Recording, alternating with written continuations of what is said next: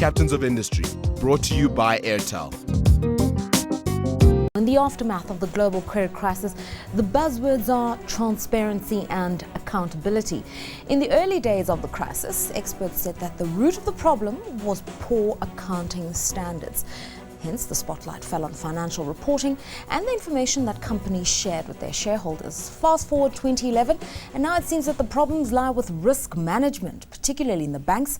But that didn't absolve the accountants. Today, their biggest challenge is to come up with common accounting rules that can be applied worldwide. This is more important for Africa as the continent opens up to the world. Good accounting practices will be the make or the break for cross-border investments and transactions. Now, helping us understand the changes that we're seeing arising out of the accounting world is Suresh Kana. He's the CEO of Waterhouse South Africa, and he's our captain of industry tonight. Thanks so much for your time, Suresh. Now, in the post-credit crisis world, everybody says, we should be looking at the accountants for infractions. How do you respond to that? I think we need to talk in a broader sense. It's about good governance as opposed to saying it's the accountants or the bankers or whoever it is.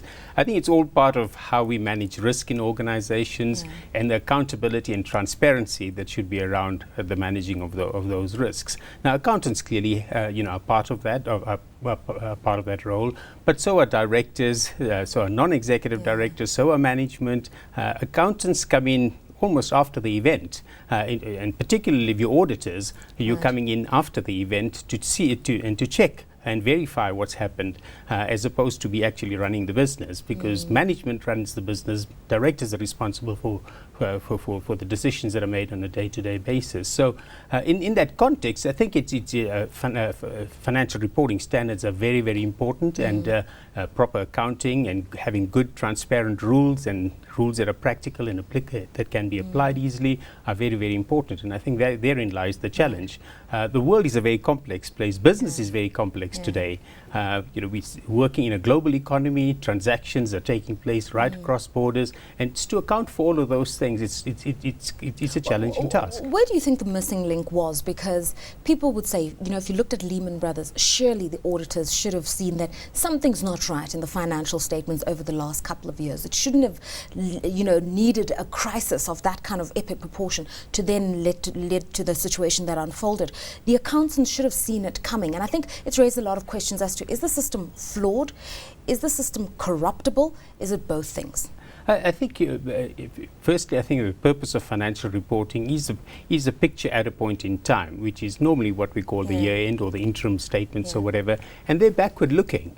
Accountants can look maybe a year ahead in terms of saying what are projections looking like and all of those things. But you can't look far further than that. I mean, it really is the crystal ball gazing exercise then, and how certain can anybody be about those things? I think that bad practices developed. I mean, that's the issue.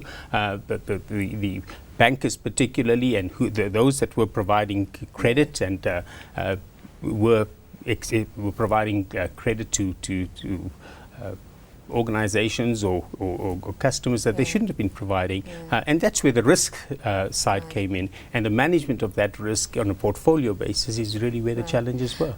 Post-credit crisis, what do you think the biggest lesson is?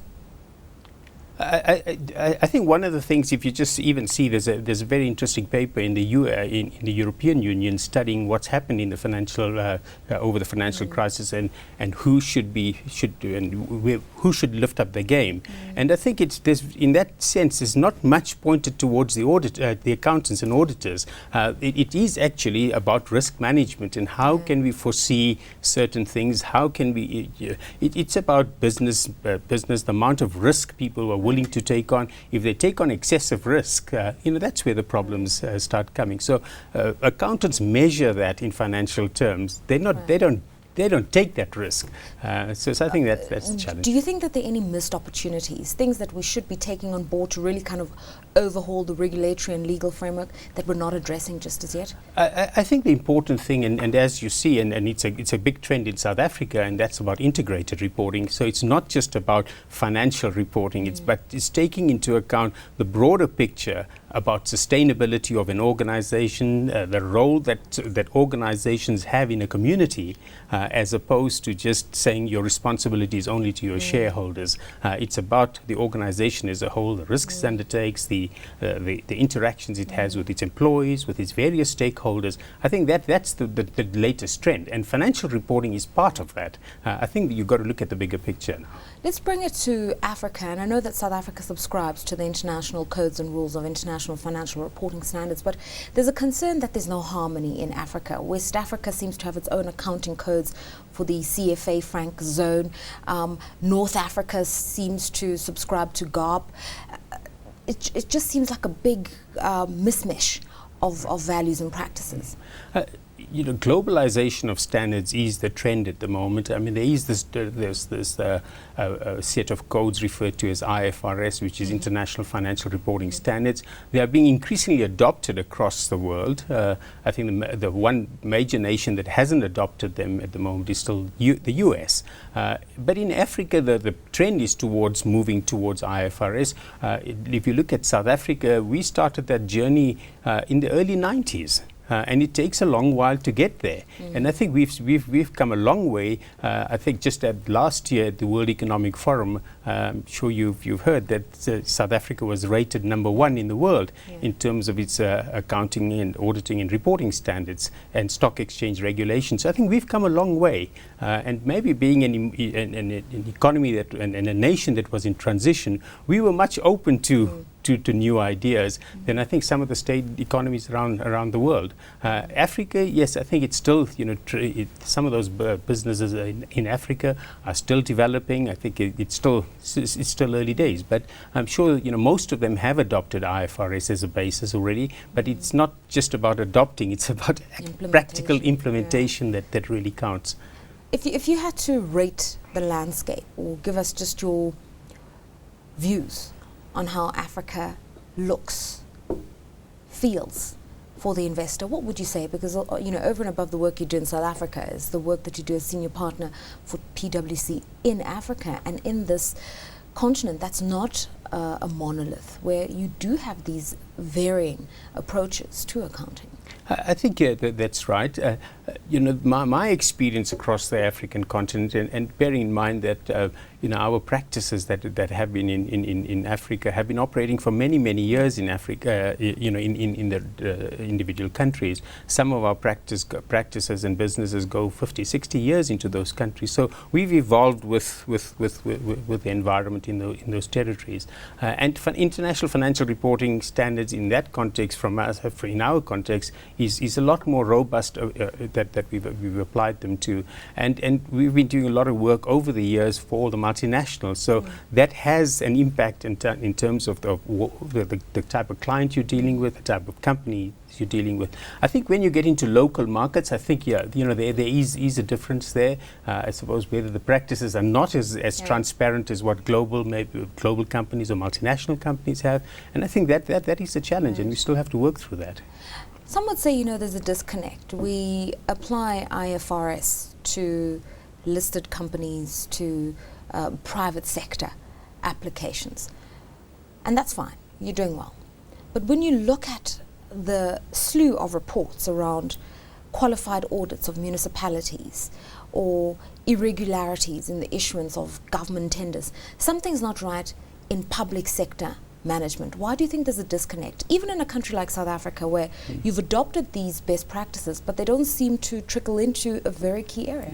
I think there is, the private sector, particularly in one of the stock exchange, for example, has made it a requirement that you have to comply with IFRS. So I think, the level of adoption and implementation of IFRS in the private sector is quite good.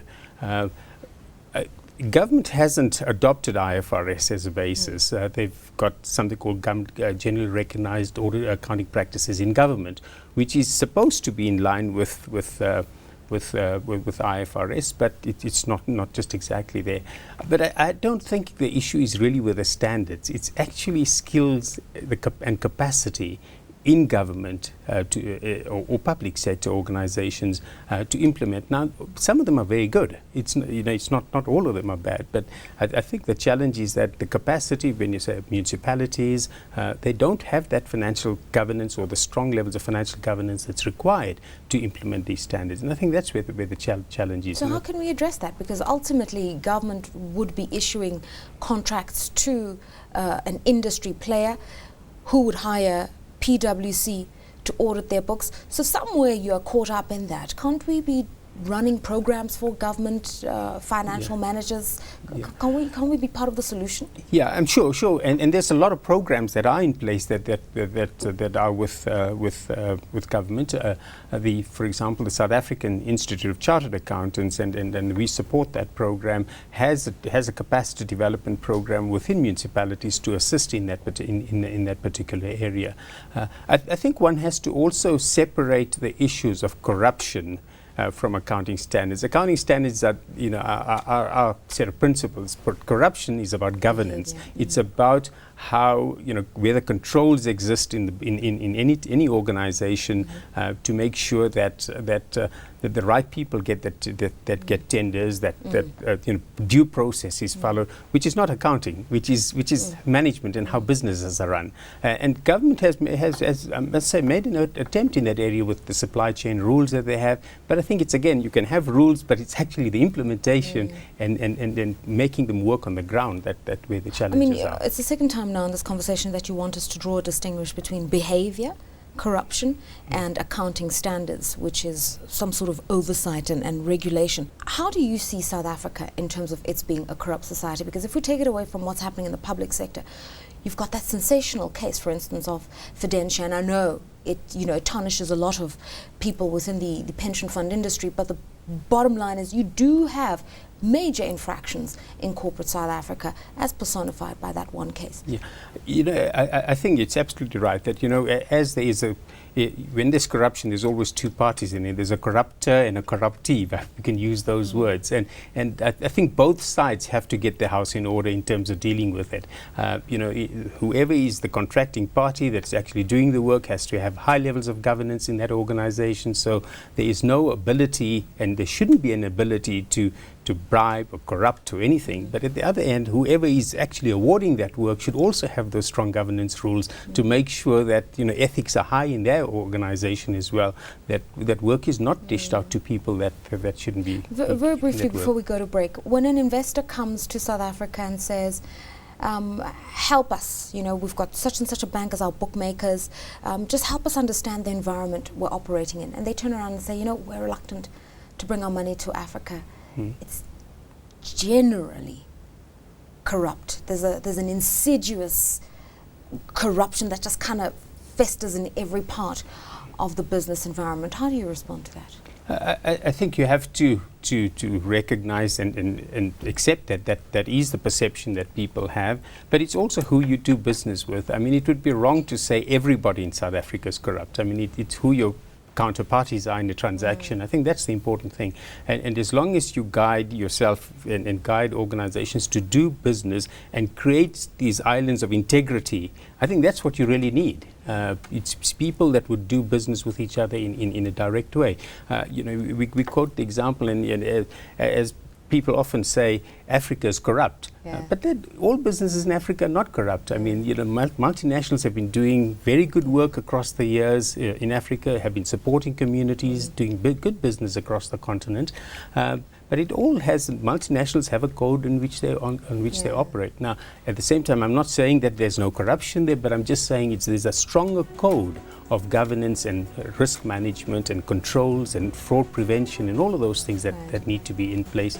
And maybe that is the difference. Suresh Kana, we continue with our conversation, just learning from him.